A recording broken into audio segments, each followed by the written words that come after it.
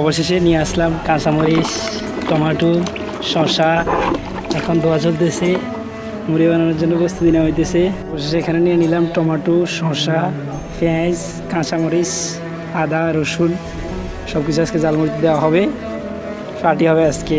সে tomato, শসা, পেঁয়াজ, রসুন, আদা, কাঁচামরিচ সব কেটে ফেললাম।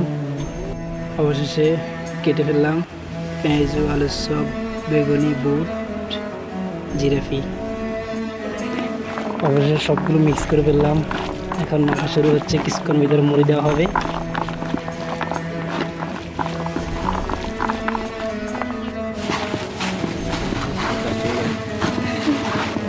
আলহামদুলিল্লাহ ভালো।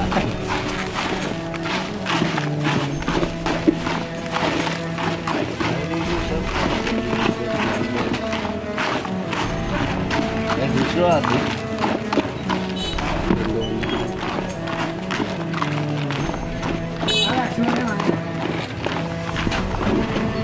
নেবে নেন,